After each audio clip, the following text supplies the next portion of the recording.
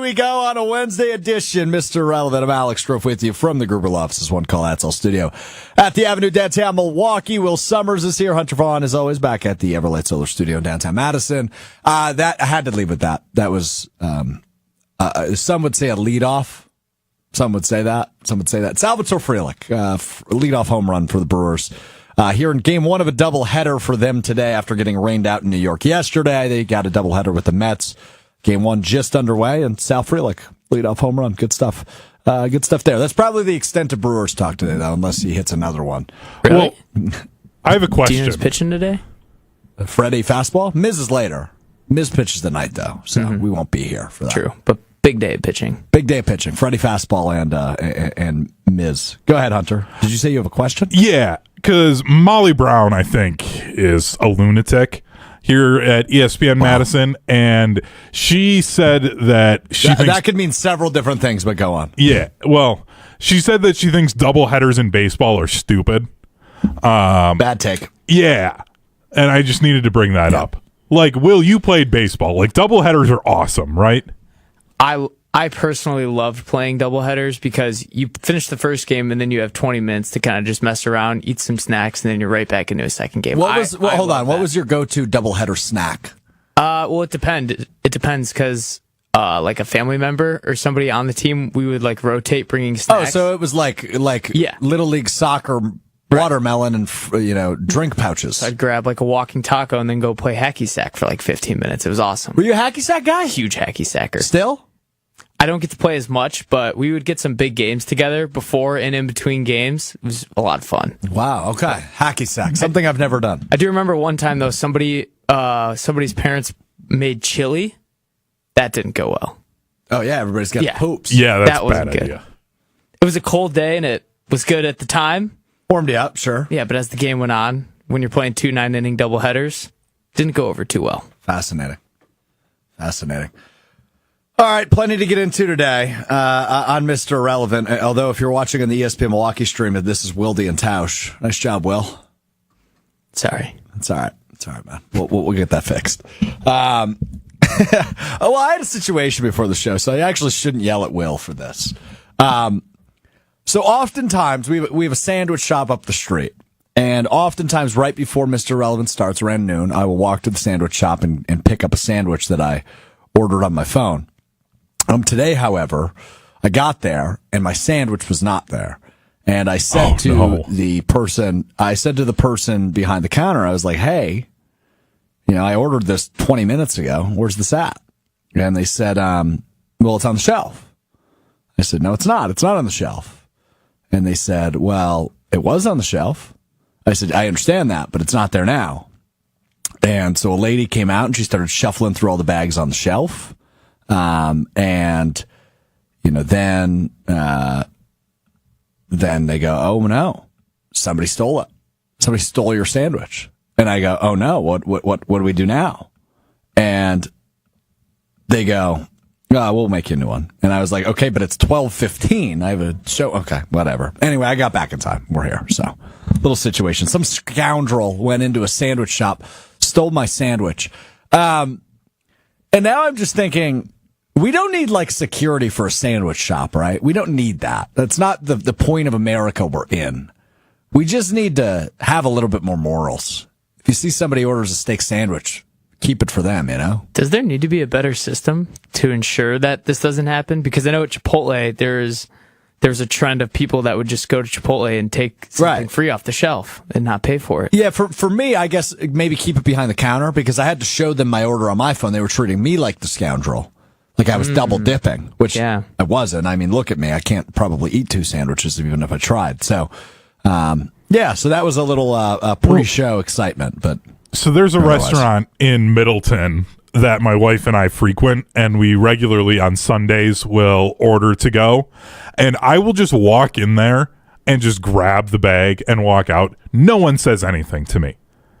Like, they have no idea. I do think we need a level of, like, okay, let's keep this behind a counter. You have to go up and, like, show your order. On. Well, you should be able to trust your neighbor, it would be my take. Now, despite the fact that we're in downtown Milwaukee and there's a lot of people walking around, I understand why sandwiches get stolen. in Middleton, I would think like you got to trust your neighbor. You know, it's still a big community, but I'm pretty sure anyway. their signs say like the great neighbor city or something like that too. But I don't trust everyone else. I'm not a good neighbor. I grabbed your sandwich yesterday for you too. You did, with yeah. Your name on it. Big time. Yeah, big time. You were clutch that day. You're welcome. A lot of Bucks coverage yesterday, so I didn't really have the opportunity to eat lunch.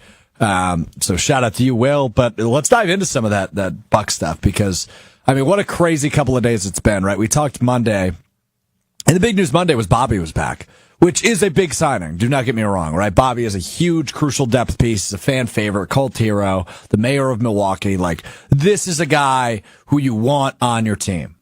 But now, 48 hours later, as we're talking, Bobby Portis and Giannis Antetokounmpo are the only members of the Bucks championship roster remaining from 2021, now with Pat Connaughton traded out and Brook Lopez signing with the Los Angeles Clippers on Monday night. So you've got a little bit of a new look Bucks. Not completely new look, and we'll obviously get to the big Myles Turner signing in a second, but you've got a new look Bucks to a point. The point in which you have a new look Bucks is Myles Turner in town. The point you don't really have a new look Bucks is Kevin Porter Jr.'s back. Good signing. Gary Trent Jr. is back. Great signing, I would argue, because I think he left money on the table. And then Taurean Prince is back, which again, good depth piece, likely coming off the bench. I would assume he doesn't start. He might, but they kind of miscasted him as a 2-guard last year, and that's not really his role, right? He's more of I would view him more as a stretch 3 or stretch 4. So Taurean Prince, good depth piece. Like that signing. The Myles Turner signing is earth-shattering, life-changing. Now, again, I'm not going to sit here and make the case that the Bucks are the Eastern Conference favorite all of a sudden because of the Myles Turner signing, but it came completely out of left field. And the thing with this signing that we need to acknowledge, and I thought our friend Pratik, who formerly produced Homer and Gabe on ESPN Milwaukee and ESPN Madison way back in the day, still with our company, does a ton of other things here at ESPN Wisconsin.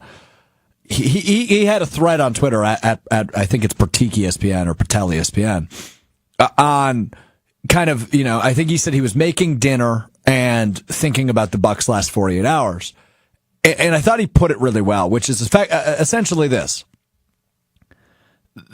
John Horst doesn't care about life after Giannis. He cares about life with Giannis. And as a Bucks fan, you should also only care about life with Giannis. Because once Giannis leaves, it's probably not John Horst's, problem anymore anyway. Once Giannis leaves, John Horst is probably out too, or has a very short leash at that point. And if you don't have Giannis, you're probably not going to be a contender anyway. Right? Milwaukee, as much as I love it, and I intend to stay here the rest of my life, I don't think from an NBA perspective it's the most appealing city. Right? If you talk to players that have played in the NBA and ask them their least favorite city to play in, a lot of them will answer Milwaukee or Indianapolis or, those are Salt Lake City. Like those are the 3 that come up the most. So it's not the most appealing market. Similarly to, as Aaron Rodgers used to say, people come to Green Bay to play with me. People are coming to Milwaukee to play with Giannis because they realize that this team is contending for a championship when they have one of the top 3 players in the world in Giannis Antetokounmpo. So a guy like Myles Turner doesn't wind up in Milwaukee like nobody expected without Giannis. So John Horst doing what he did because you had to make other moves in order to fit Myles Turner on your roster. The move they made, of course, waiving guard Damian Lillard and spreading his remaining $113 million of salary over the course of the next 5 years, which is over $22 million a year of cap that the Bucks are going to be unable to use. So that is clearly a swing of, hey, we need to capitalize on the now. We need to capitalize on the right now. We need to capitalize on Giannis being here, and we only know for sure that Giannis is here the next 2 seasons. So screw that gap year BS that everybody's been talking about the last couple of months. It's about right here, right now. So that's why you bring in a guy like Myles Turner. Now, Myles Turner, let's acknowledge what he is and who he is. He's a good NBA player. He's a really good NBA defender. He is a good offensive piece. He is not great. He is not the best big in the league. He was the best free agent in this class, and he's probably a top 5 big in the Eastern Conference. And, of course, you wouldn't put Giannis in that category of quote-unquote big because Giannis is essentially positionless. But with Myles Turner, I think he does everything Brook Lopez did well better. I think offensively, defensively, what Brook Lopez is right now, Myles Turner does it better. Maybe not than he ever did, but than he did for the Bucks over the course of the last few seasons. So without a doubt, this is an undeniable upgrade at the center position for the Bucks. They paired somebody with Giannis who will allow him to do the things Giannis does best even better. Right? You can put Myles Turner in the lane defensively, and Giannis can kind of play all over. Offensively, you've got two powerful big men that are capable of a lot, and then Giannis obviously capable of more. And Myles Turner can shoot threes, so if he kicks out to the corner, you have that ability if Giannis is plugging up the middle. So I think from a creative standpoint for this Bucks team, obviously this is a win. But I don't think the Bucks can be done yet. Because right now, on paper, it tells me the Bucks are back in championship contention because the Eastern Conference is wide open. But when you think contender for 25-26, you're going to list off several teams before you get to the Milwaukee Bucks. I mean, we can just do it, right? Oklahoma City Thunder, Houston Rockets, Boston Celtics, Cleveland Cavaliers. You're going to name multiple teams before you get to the Bucks. They're probably 8th or 9th, right? They're probably the 8th or 9th team you name, regardless of conference, when it comes to competing for a championship, truly competing for a championship next season. So where that leads me to is, well, what's next? Right? I think the big one, and I know Bucks Twitter is all over this. I've seen the anti-Kyle Kuzma propaganda all over Twitter. Like, when you acquire Myles Turner, you've seen all the highlights of Myles Turner as a member of the Indiana Pacers. Bucks Twitter, right? And what that means is just Bucks fans that run accounts that are like Bucks, whatever, right? Bucks Realm, I know, is one of them. And they're tweeting, they're tweeting highlight clips of Myles Turner, which is great. But last night I noticed we took a term about 9 p.m. It was lowlights of Kyle Kuzma because people are advocating for the trade of Kyle Kuzma because he's still an asset. I just don't know if you're competing for championships, he's an asset. And as it stands right now, as you run down the Bucks roster, unfortunately, he's probably like your number 3 guy, number 4 guy. You need to upgrade that. And what the Bucks truly need is a legitimate ball handler, because I talked about it yesterday on our specialty coverage if you joined us from 12 until 2. I imagine offensively the Bucks, as it stands right now, are probably leaning into this evolution in the NBA of like the point forward, meaning Giannis will likely bring the ball up and kind of run the offense. And then you have your other guy who you re-signed on a nice deal in Kevin Porter Jr., who's more your true point guard, but you'd probably rather have the ball in Giannis's hands to start off every offensive possession. And then when you get to a point of like a press break, if you're in a close game and teams are full court pressing you, I mean, do you have a ball handler you can truly rely on? That's a part where I get stuck. You need a true point guard in some capacity. And that's probably the move they need to make next. And whether that's via a trade and you package Kyle Kuzma and your remaining first round pick to acquire somebody, or you go veteran minimum. Here's the thing. A name that obviously has come up a lot, and has come up a lot for me is Russell Westbrook. Number one, because he's my favorite player of all time. I love Russell Westbrook. But I would be the strongest advocate against signing Russell Westbrook in Milwaukee, because his style of play and the way he dictates a basketball game is something a team would need to adjust to rather than Russell Westbrook adjusting to the team. And that's where I think he's going to have a tough time finding a perfect landing spot, especially with a contender, because as you saw in Denver, he won them games and he lost them games in this past postseason. So he's a hard one. But, I mean, in terms of the price tag, that could be a guy that could fall into this category for the Bucks of, okay, if we're going to go veteran minimum, maybe Russell Westbrook's one of those guys. So I don't think the Bucks are quite done yet, because this doesn't scream contender to me. But in a wide open Eastern Conference, and when you have the best player in the Eastern Conference, I still think they can make more noise than they did a year ago or the year prior, losing to the Indiana Pacers in the first round. So that's where my head's at after this ruckus 48 hours, is better than they were 48 hours ago. I think they have more of an angle to get back to the NBA Finals in the Eastern Conference than they did 48 hours ago. But we will see. Ron chimes in, why the Celtics? They lost Tatum, Drew, and KP. Yeah, I mean, they're not a top 2 team in the Eastern Conference right now. I was just rattling off names, right? Knicks, who just hired Mike Brown. I don't view that as a huge upgrade from Tom Thibodeau, by the way. Cavaliers, I think those are the top two in the East, and then I think it's just a jumbled mess of the rest of them, right? I think it's the Magic, the Hawks, the Bucks, the Celtics, and that's probably your 1 through 6 next year. The Pistons, 1 through 7. Those are the teams that I view in the mix in the Eastern Conference after the Knicks and the Cavaliers at the top of the conference. So sorry if I misspoke, but I'm with you, Ron. Obviously, the Celtics, not the threat they were the past few years. I think it's also, when you look at the East, when it comes to Detroit and Orlando, those are two teams that they've never made deep runs with these guys on their team. So they're going to have to figure out what playoff basketball is like. And I just keep going back to Anthony Edwards talking about that last year. And he was like, I didn't realize what it's like to have to go multiple rounds through the NBA playoffs. Like, it takes a lot out of a team, and it is really difficult to win all of those games. So I like the Bucks having the veteran leadership that they do, with Giannis having made the run and Bobby having done that, and Kyle Kuzma, if he sticks around. Like, they have guys who have done it, who can help some of these younger guys and go further in the playoffs because of that, because they know what it's like.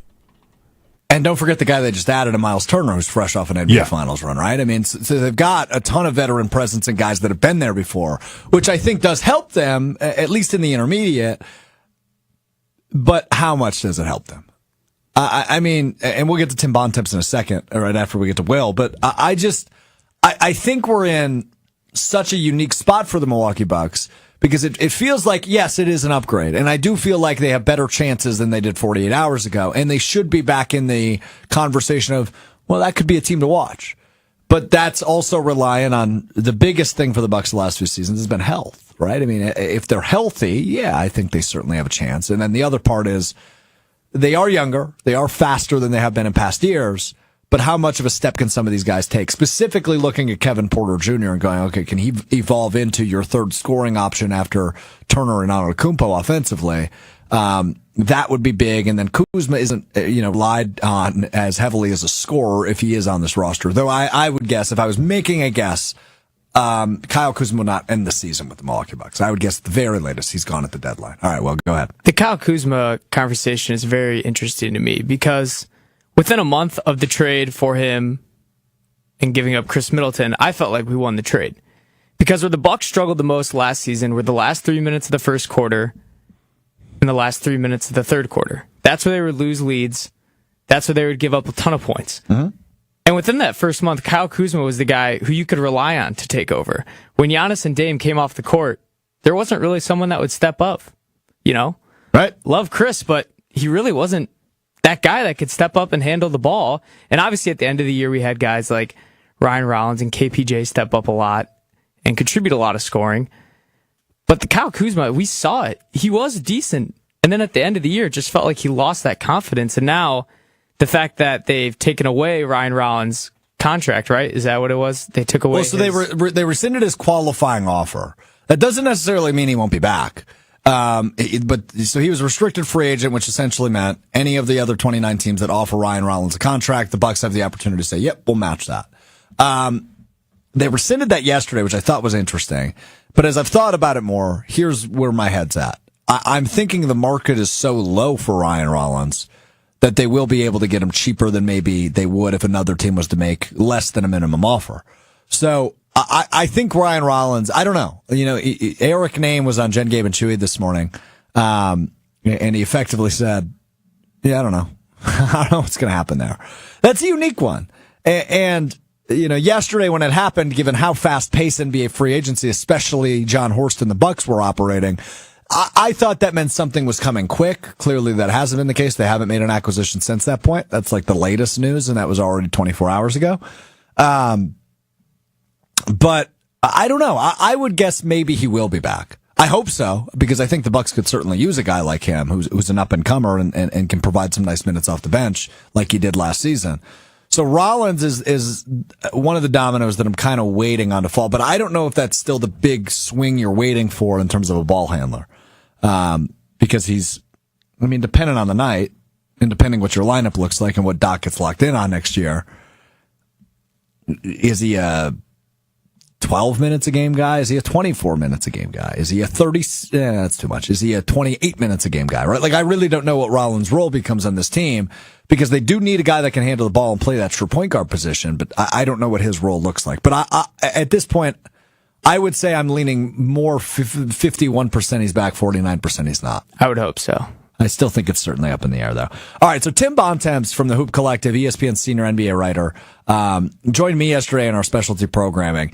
And I think the national perspective is important. And I told him this when we talked. We had about a 15-minute conversation, which was a really good one. I just don't know if you're a Bucks fan, if you liked it. Because Bontemps feels very differently than I think Bucks fans do about the Myles Turner splash. And obviously the Damian Lillard piece of this is completely unheard of. I mean, it's record breaking in terms of deferred contracts. It's by far, I mean, like times 3, the last record, the biggest deferral in NBA history, or the biggest wave and stretch, I believe is the official term for this. It's $22+ million per year for 5 years on your books that you're paying to nobody, right? That doesn't go to a current player. $22 million a year is a lot of money. And I think the previous record was like $30 million over 5 years, way back in 2001 or 2000. So, I mean, they are smashing records with this Damian Lillard thing. But again, that's to give themselves some cap flexibility to make a move like a Myles Turner, which I think John Horst has made a living of, right? Making those big swings just to prove to Giannis Antetokounmpo, hey, we're still attempting to compete. There's no gap here. And that's a good sell by Horst, because I think at this point it's very, very, very clear that Giannis will be back in 25-26. So Tim Bontemps shed some light onto his thoughts from a national perspective. He covers all 30 NBA teams, primarily covers the Knicks, but really covers all 30 for ESPN. And I just thought his insight into what this means for the Bucks standing in the Eastern Conference and what this means about the Bucks, how they're handling this offseason and trying to gear up to become a contender again is fascinating. So here's Tim Bontemps with me yesterday. The Bucks still have not replaced Damian Lillard. Myles Turner is a good player. I would say he's a slight to moderate upgrade on Brook Lopez, but he's not an all-star center. He's not one of the 5 best centers in the league, and he's essentially now going to be paid $50 million over the next 4 years, which is an awful lot of money to pay for Myles Turner. Yeah. I mean, so essentially, I say effectively a lot recently. Has anybody picked up on that? No, not yet. It's made its way into my vocabulary quite often recently. So essentially what he's saying there is this is a move of desperation, which I think we can all agree with to a point, because all the chitter chatter the last several weeks has been, even months at this point, as the Bucks season came to an end at the end of April, the chitter chatter's been, well, Giannis is going to ask out. Giannis is going to want to go to New York. Giannis is going to want to go to Houston. Giannis is going to want to play elsewhere. Why would he wait it out with the Bucks? They're not going to compete for a championship next year. And as much as you want to ignore outside noise as a professional athlete or a general manager or a head coach, everybody hears it. Everybody knows what the talking heads are saying on ESPN TV or The Athletic or Bleacher Report or Turner Sports. Everybody hears it. Everybody knows what's going on. That's inside Fiserv Forum and inside the Bucks facility. They hear it. And what they hear is, oh, they're really doing this again. They really think we're not going to capitalize on Giannis Antetokounmpo's window, his peak. We're not going to capitalize on it. And John Horst, once again, it feels like really the third time in terms of big swings, says, come on. Like, we're going to do whatever it takes to keep Giannis. We're going to do whatever it takes to capitalize on the peak of Giannis's career. And capitalize, they are at least attempting to, by bringing in Myles Turner. So sure, it could be a move out of desperation. You can view it that way. Because I view it that way. It is a desperate move. But you have to be desperate for Giannis. Because once Giannis leaves, everything crumbles for the foreseeable future. And that is not a reality, John Horst. That is not a reality, Doc Rivers. That is not a reality that is not a reality I want to be a part of at least for the foreseeable future. Eventually that day will come where Giannis is no longer a Buck, whether that means he retired, whether that means he walked away, whether that means he's signed with a different team in free agency, whether that means he was traded. There will eventually be life after Giannis. But that is not going to be today. And John Horst is damn sure it will not be today. And that's why you go ahead and make, if you want to call it desperate, sure, I'll allow it. I think it's fair that it's desperate. But you should be desperate when you have one of the best players in the league because you want to capitalize on the now. Hunter, go ahead. You know, later on in the conversation that you had with Tim as well, he did talk about how, like, this is basically the same roster that they just had. Lose in the first rounds, which, like, fine, whatever. But I don't understand how people have watched Brook Lopez play center for the Bucks and say the Bucks getting a far younger and more athletic player who's statistically as good as Brook Lopez is somehow making this team the same. Like, do we not remember the 2021 run where they almost had to sit Brook for stretches of those games against the Hawks because he was just getting killed on the pick and roll because he couldn't get out there to defend anything, and then he was getting blown past by faster players all the time? Like, he looked like a 50-year-old man playing basketball at the Y. Like, great, he could hit threes and he could block some shots, but that's all he was doing. Like, if Myles Turner is out there and all of a sudden has to defend somebody's small forward on a possession because of a switch, I'm fine with that because he can actually keep up with guys. Brook was never doing that. This team will be better defensively because they have a more athletic center. And that alone helps this team immensely.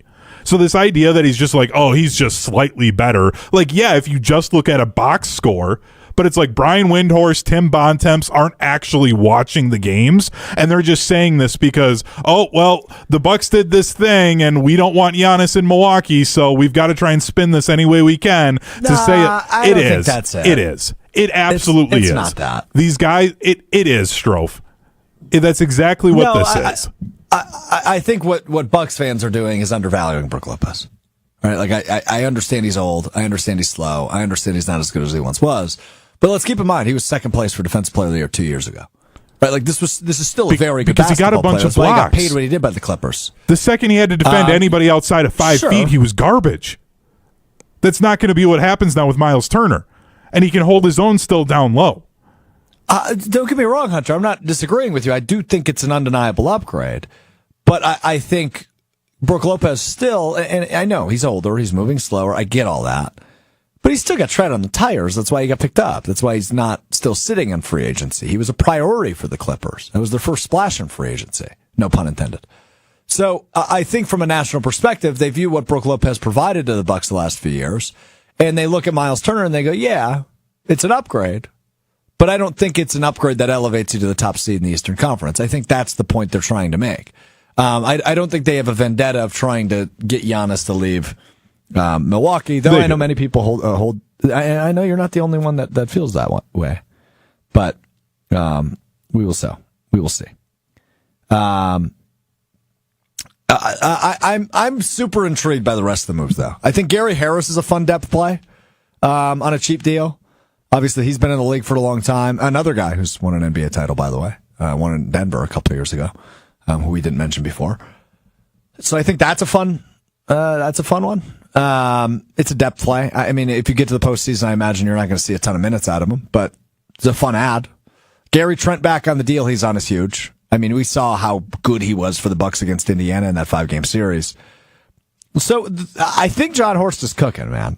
I mean, you cannot give him enough credit because for what so many of us as Bucks fans viewed for weeks and weeks and weeks and weeks was, 25-26 might be a slow burn. They might be like a 7 seed. They might be in the play-in, but Giannis is going to have great numbers. He's going to be fun to watch.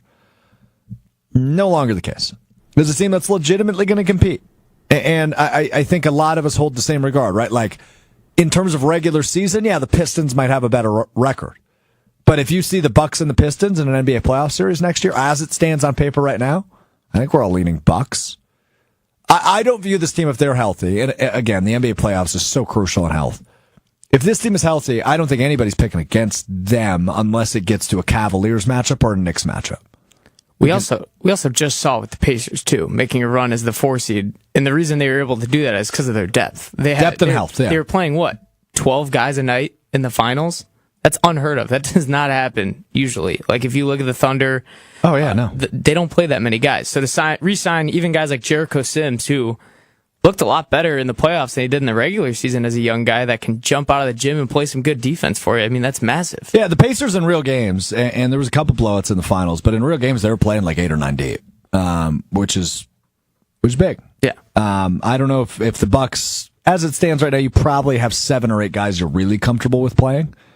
I think both of your re-signings, obviously Kevin Porter Jr., Gary Trent Jr., you feel good about Giannis. Obviously, you feel great about Myles Turner. And then it gets interesting, right? Obviously, Bobby Portis. I'm not mentioning Kyle Kuzma on purpose, just for the record. I think that's a guy, obviously, that would be out there. But I'm not mentioning him on purpose because I'm not positive he'll be a member of this roster. Bobby Portis you feel good about. I think you feel good about A.J. Green, Gary Harris in spots, Taurean Prince to a point.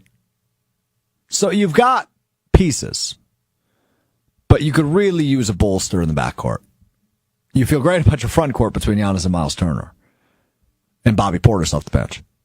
But what can you do in the backcourt? That's where it comes into play. But Gary Trent was awesome for them down the stretch. So hopefully, back on a cheap deal. Again, I think he left money on the table. You feel fine about what he's going to bring. So we will see. Kevin on the text line, 800-990-3776. If the Bucks keep Kuzma, they have to sign Russell Westbrook. That second team lineup would be a deadly foil for when Giannis is off the court.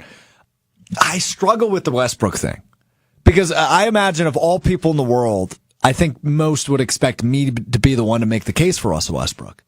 But I really struggle with it because his style of play is not what the Bucks need. Does not fit their brand. No. Whatsoever. And as I said earlier, I think teams need to adjust more to Westbrook than Westbrook needs to adjust to the team, just given his style of play. And while his style of play is fun and entertaining, he's not MVP Russ. He's not triple-double Russ anymore. He's give me 20 minutes off the bench max Russ now. And while I can appreciate what that second team lineup would look like and, fantasize about, Taurean Prince, Bobby Portis, and Russell Westbrook on the court at the same time. Can you imagine the level of trash talking with those three on the court at the same time? Opponents would poop themselves against Westbrook, Prince, and Portis. Those are like 3 of the best trash talkers in the entire NBA. Be awesome. But I don't know. I don't see it working, A, and B, I don't see it happening. But if it happens, you best believe I'll be rocking a Russell Westbrook jersey. Best believe that. All right, that's our recap on the Bucks stuff. I mean, what a 48 hours it was. Really nice work by John Horst. Just move after move after move. Couldn't even get a breath in. It was fast. It was it was all in like an hour and a half period. On Monday night, and then obviously yesterday with the Myles Turner news, into the Damian Lillard news, and then just a soft launch of Gary Harris somewhere in there as well, all within like... And then re-signing like Jericho Sims. Yeah, Jericho Sims is back, and then you had obviously, as we talked about a little bit earlier, the Ryan Rollins news of them rescinding his qualifying offer. So we will see. We will see on that. But I want to get to the Packers quick on this, just because, look, it's the middle of the offseason. We are inching closer and closer to eventual training camp. But right now, I feel very excited about this wide receiving group because it's that time of the year, baby. Roll the tape, Hunter. Matthew Golden out with his trainer, running routes, doing cone drills, just looks fast as hell. He looks so fast. And the speed dynamic is one this offense desperately needs. So we will see. I don't know what this is, but I like this. Is this just my ranting music? No, come on, man. This is Public Enemy. Don't believe the hype. But then I have the lower third for those not watching. Do believe the hype. You got to educate yourself, man. That's a very clever play by you. I just wasn't catching. I didn't know if you downloaded like new bump music for when I'm on a roll, when I'm on my what Joshy calls a diatribe.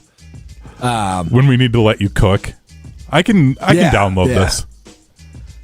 I like this. It's a good beat. So look, I do buy into the hype because there are no excuses left.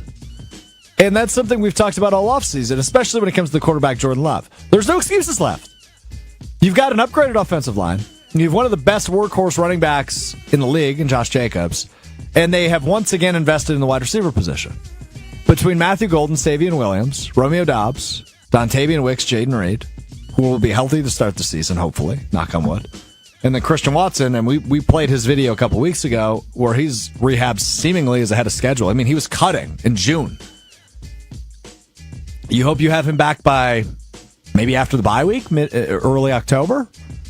I'm not a doctor, so maybe it's still Thanksgiving or November like it was initially guessed, but he's young, good player, he's quick, and I don't know, man.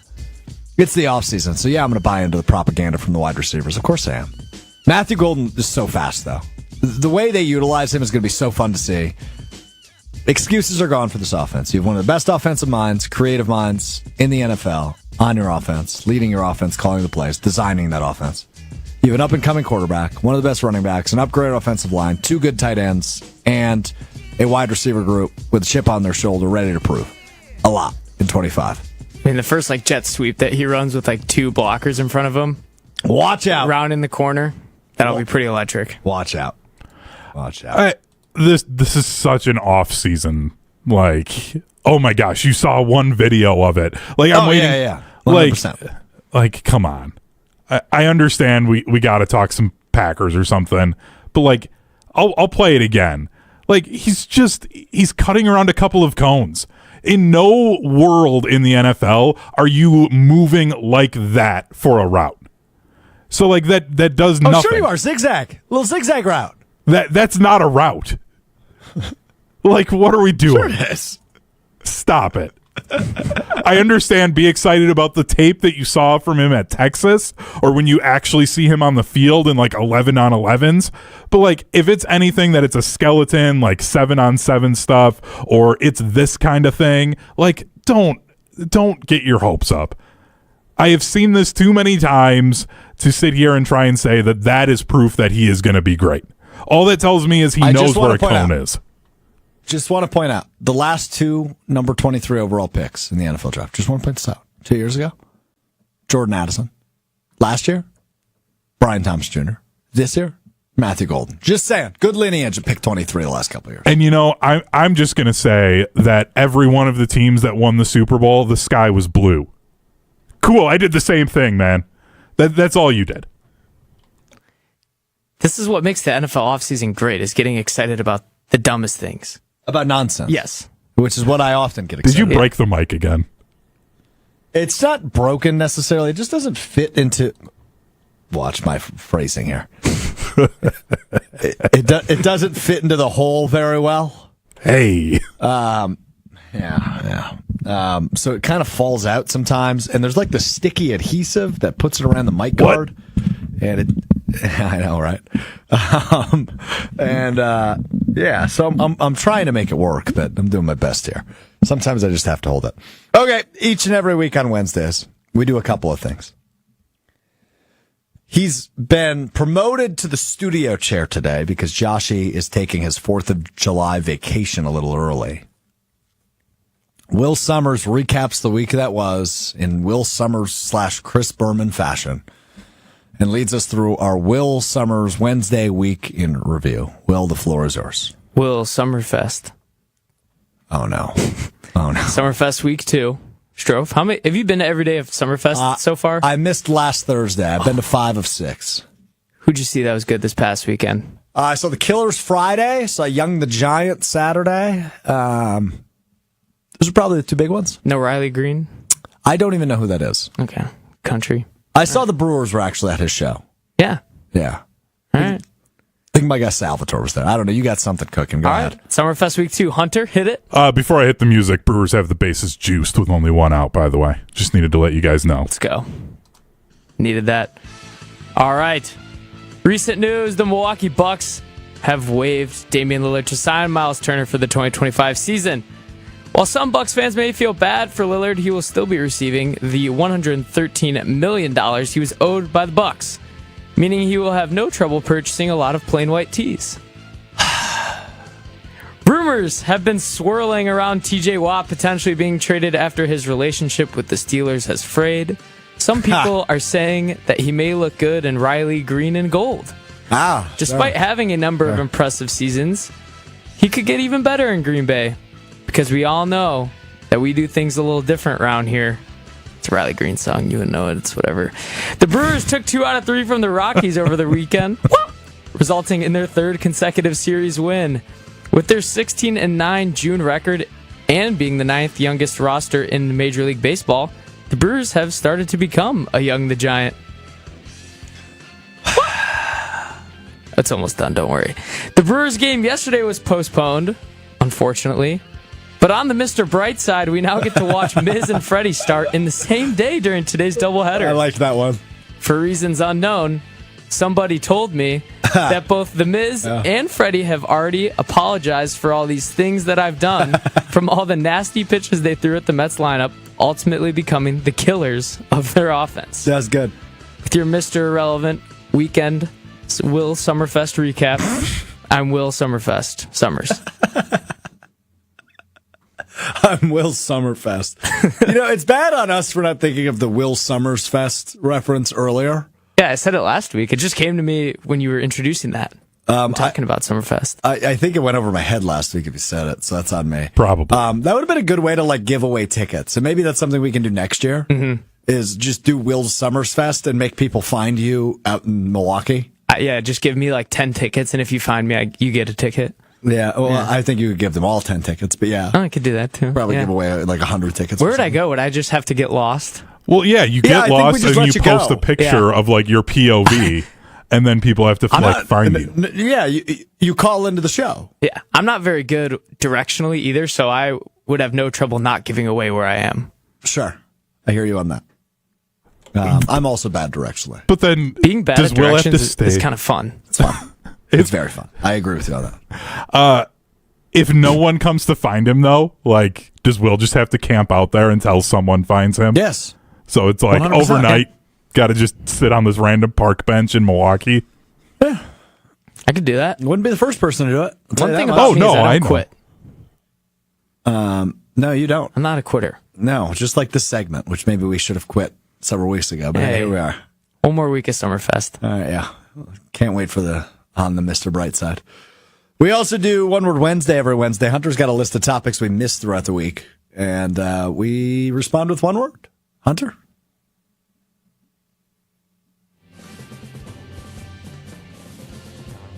Okay, there we go. Both songs were playing at the same time, and my brain hurt. Sorry. I almost broke the computer. It's a nice remix. DJ Strouf. No. Possible free agent that's out there for the Milwaukee Bucks to add a point guard, bring him back home, Malcolm Brogdon. Money's my word. I just don't know how they make it work. He's probably one of the, if not the, free agent out there that's going to get the most money on the open market. Now, that's not a ton of money because no teams have money in the NBA right now, other than I think Utah. No, they've made moves now. Maybe what? Washington might be the only team with actual cap space. So, the word's money. I don't know how you make it work, but yes, I'd be all for it. I actually have, back from my Lids days, I have a Milwaukee Bucks hat, and there was a rule my final year or two at Lids where any hat you wore while you were working, you had to have an inscription of some sort in it because we stitch things. That was part of my job where I would sell an inscription or a customized image or text or whatever that you would put on the side panels of a hat. So a lot of people would put their last name or something, and I would stitch that on there. But anyway, so if you were wearing one, you had to wear an inscription so you could sell what you're wearing, right? And I have a hat that has a Malcolm Brogdon fake signature with ROI, Rookie of the Year, inscribed in my hat. And I haven't been able to wear the hat, but I really like the hat because I don't want to walk around with a Malcolm Brogdon signature on my hat. So if he was to come back, that would be convenient. I could wear that hat again. So either money or hat are my words. I'll go complete. Like you said, I'm not really sure about the money, but I do feel like they are a guard like him away from being able to call themselves real contenders in the East. So I'll go complete. He would complete the offseason for them. You complete the offseason for me, Will. Thanks. Now this is awkward. NHL players will be able to participate in the Olympics for the first time since 2014. I gotta be honest, hand up here. Didn't know that.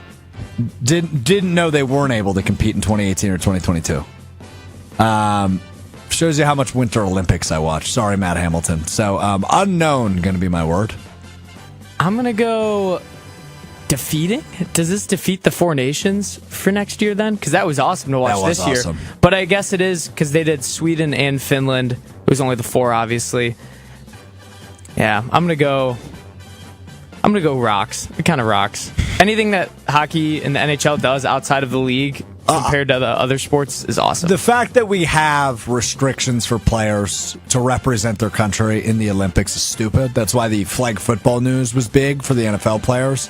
I honestly didn't realize that hockey players couldn't compete for the last two Olympics. Well, because they would take an Olympic break during the season. And then it was like the players' union and the league couldn't come to an agreement for those, so then they canceled it, or it like came to a close, and now they've come to a new agreement, so they were able to bring it back. Gotcha. So that's why like the NBA doesn't have to worry about it because it's not during their season. Right. Otherwise, they would have the same thing. My wife has turned me into more of a tennis fan, and Wimbledon is going on right now. And there have been a ton of upsets at Wimbledon. I'm just going to run you through the seed numbers because I'm not going to try and pronounce a lot of these names. But on the women's side, the 2, 3, 5, 9, 15, 20, 25, and 26th and 32nd ranked players in the world all lost in the first round. For the men, the 4th, 9th, and now Francis Tiafoe lost, the 12th seed, the American, on the men's side have all lost here at the beginning of Wimbledon. Thoughts? Wow. GOAT. It's an acronym. Greatest of all time. I mean, look, Wimbledon's amazing. Tennis is a great sport. I'm glad you're getting into it.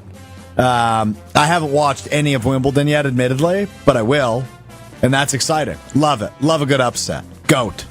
Back. I think tennis is back. I think so, too. Carlos Alcaraz was awesome. Yep. I know there was a great match. I'm blanking on who he was against, but it was like 4 hours long, and I know a lot of people were tuned into it, and it was super exciting. So I think tennis is on the rise. That was the French Open final. It went 5.5 hours.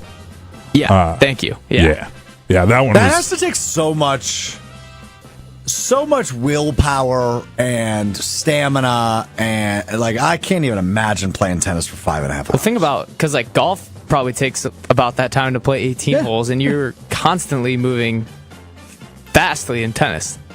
It's got to take a lot. No, you're winded, right? Where Yeah. golf, especially if you're driving. If you're walking, I would understand why you'd get a little tired. But if you're driving, I mean, like, you're fine. I golfed 18 on, what day was that? Friday. Cool. Thanks. Played best ball. I actually played all right. I golfed on Friday. I made it through the first 12 holes without losing a ball. That's the longest streak. Wow. Of this That's pretty career. Yeah, not bad. And then I lost 3 more. It's okay. Happens. EA Sports announced that the college basketball video game will be coming back. They're slated to return for 2028. I have 2 words here. Overdue and superior. Overdue, they should have brought it back when football got brought back. Superior, it's going to be better than the college football game. Overrated. I think it's going to be like the college football game where there's a lot of interest in the first year and then it kind of just dies down. I'm not really interested in buying either of those games, to be completely honest. Well, that kind of makes my last one here tough because last year I did this. Will, you weren't around yet, but I made Strouf pick the first team that I would do a dynasty or start with. Yes. And he picked the Toledo Rockets. I did. So we're going to bring again? that back today, and I need the team that I will start with next week when 26 comes out for college football.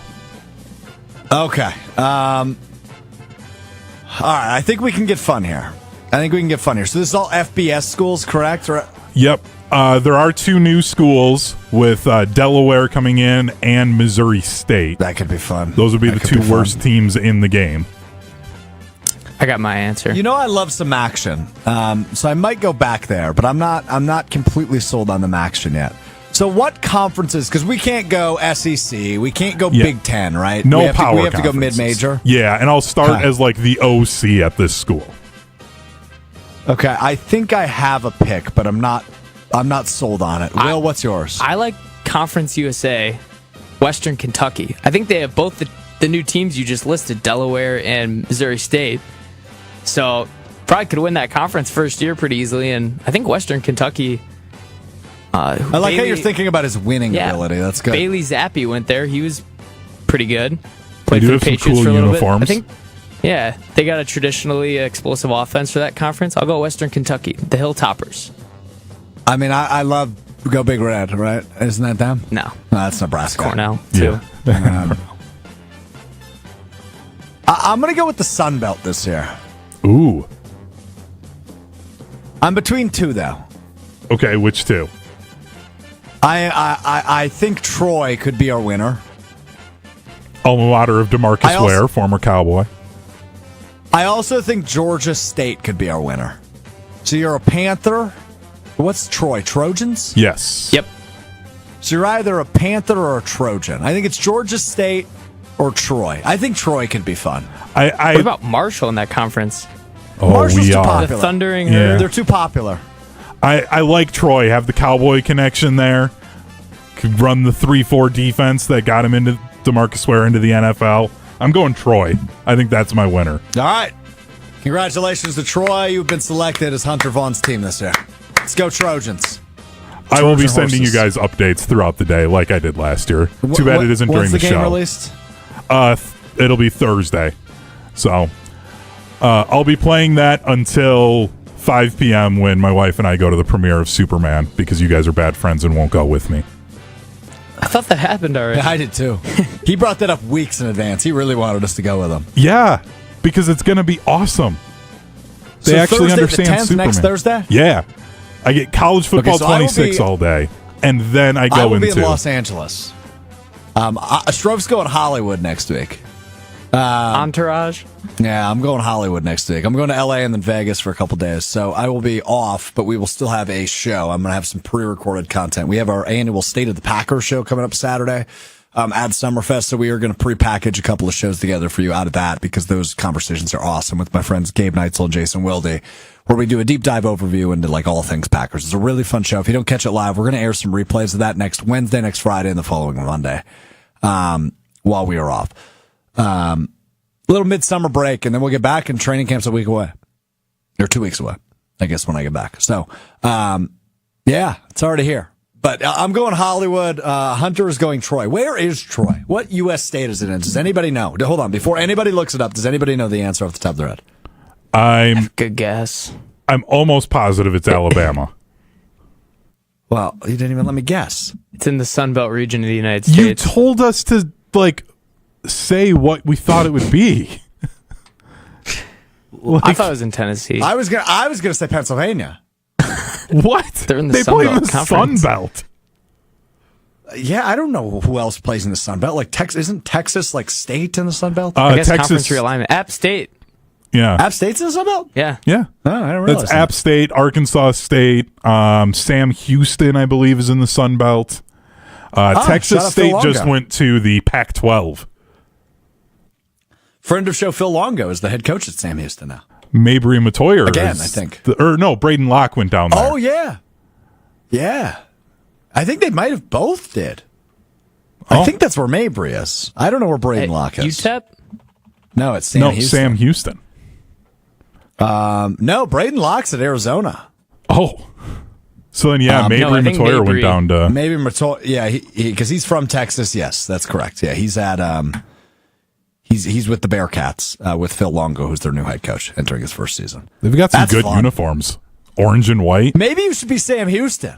No, I did that a lot last year. They had a really fun offense. They had a Bearcats. quarterback that was really mobile. So I want to change it up. I don't think I ever used Troy.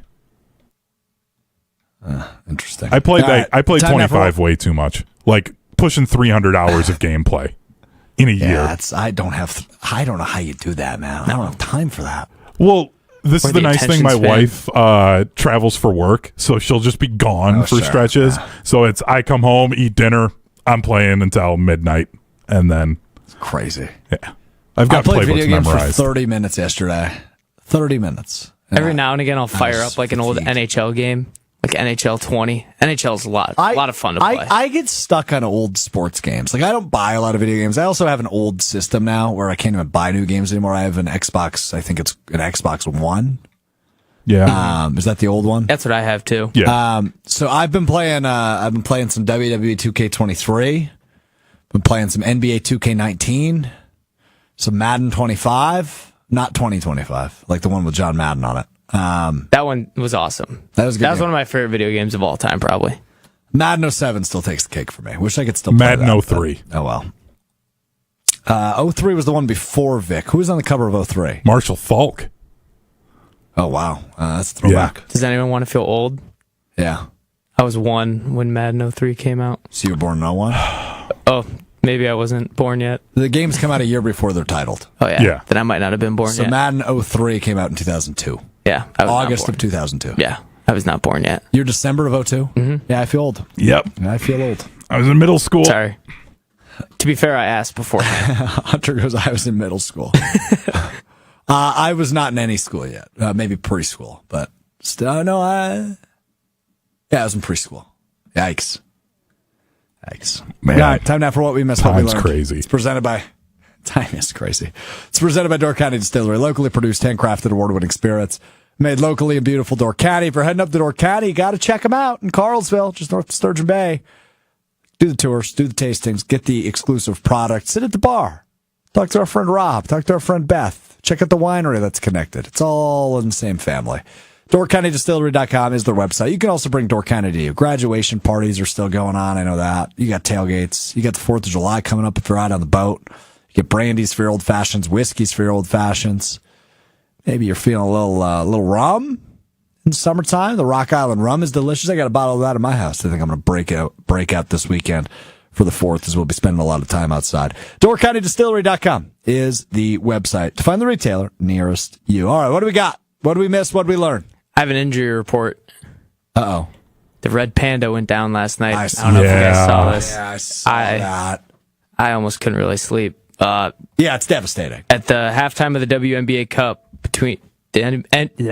WNBA Cup championship between the Fever and the Lynx, she fell off her unicycle and was seen holding her left wrist. I saw the footage. So she was on the unicycle. There was no bowls involved yet. So as I've mentioned on this program before, sick brag by me.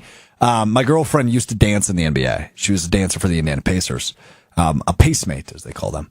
And so she obviously has interacted with Red Panda. And I was sitting on the couch next to her and I go, oh my God, you're not going to believe what I just saw. And I just handed her my phone. She goes, oh no. So this is before any bowls were involved. She's rolling around in the unicycle. It seems like her act was just beginning at halftime of the Commissioner's Cup, which the Fever ended up winning. Shout out Sophie Cunningham and Caitlin Clark, although I don't think Caitlin Clark played. No, she did not. But Red Panda just falls off this thing. I mean, this thing is so tall. It's like 15 feet in the air. And she lands on a rump, it looked like. I mean, she landed and she was sitting up and her legs were out. And then she grabbed her wrist, and then she got assistance walking off, and then they eventually wheelchaired her off, and she went to a hospital. We don't know what the injury report. You don't have an injury report. You just have that we're injured. Yeah. You have the news that the injury took place. Yeah. Red Panda keeps it confidential. It feels rude to laugh at that. What? Feels rude to laugh at that. That's all I'm saying. Oh, Salvatore's got a full count. Oh, boy. Think about it. Oh, The that Red was a Panda bad doesn't swing. have an off season. Struck out. No, but he went after a pitch, was early, and it was a dribbler. The pitcher got to it, tossed it to first. 2 outs now. Damn. All right. Yeah, Red Panda. It's truly devastating. Like, I'm not even being sarcastic when I say that. Nobody is more famous for halftime performances than her. So I hope she gets well. I hope this doesn't scare her out of ever doing this again, because that's a long fall. Maybe we should shorten the unicycle a little bit. I mean, I feel though. Hang on, you asserted something that I think we have to circle back to here. No one's more famous for half times than Red Panda. So you don't think that like the Florida A&M marching band, like any of the HBCU marching bands, are a bigger deal than Red Panda? Well, what I just said, Red Panda doesn't have an off season. Right. She is consistently doing halftime shows year round. Yeah. I think she is the most famous halftime show. She's Yes. 55 years old. Wow. Like, she's still out there doing that. It's crazy. And the fact that this has never happened before in all the years of seeing her do this kind of stuff. Yeah. Yeah. All right. That does it for us today. We're back with you Monday. Enjoy your 4th of July. Enjoy your weekend like Joshy's already doing. Will, decent job today stepping in for Joshy. Thanks. How do you think it went? I came in like the 5th inning, middle reliever. Starter wasn't doing too hot. I went like 4 innings, 2 runs, 5 hits, 3 walks, and 2 strikeouts. Wait, how many at-bats did you have? I'm pitching. Oh. Middle reliever. Okay. Speaking of at-bats, you've been playing in your men's league. Yeah, bad night last night for me. How'd it go last night? I was 0 for 4 with 3 strikeouts. Tough, but we got the win. Oh, you won? Yeah, we won. Oh, I figured when you told me that was your line, it was bonkers bad. I'm probably one of the worst hitters on the team, so that's kind of expected from me. But you always just use the excuse that catchers are defense first. Okay. I do have a text from our buddy Justin Garcia just quickly on 2 things we've talked about today. Justin Garcia of the Milwaukee Bucks Radio Network, who's watching the show today. Shout out JG. He said 2 things. Russell Westbrook is not happening. I'm a little sad, but I don't think it is either. Number 2, Ryan Rollins being rescinded had everything to do with the cap and being able to sign Myles Turner. So I think that means there's still potential he could be back. So good news from a man much smarter than us and Justin Garcia. Thank you, JG. All right, that does it for us today. We're back with you Monday. Enjoy the holiday weekend. I'll see you at Summerfest. I think I'm going to be there all 3 days. Maybe. We'll find out. Gary Lewis and the Playboys, by the way. You guys probably have no idea who that is. They have not released a song since the 1970s. They're playing Summerfest this week. I know who they are. I worked at a classic hit station. Okay, let me rephrase. There's no shot Will knows who Gary Lewis and the Playboys is. There's I think you mentioned to me a couple months ago when the Summerfest lineup came out. I'm just still blown away. I don't think I legitimately believe they have not released a song since like 1972. It's been over 50 years. Yeah, but they get the boomers going, so you got to get the boomers to Summerfest too. I'm going to that show. I need to see it. I'm so intrigued by it. Okay, we got to go. Talk to you Monday. Enjoy your weekend. Peace.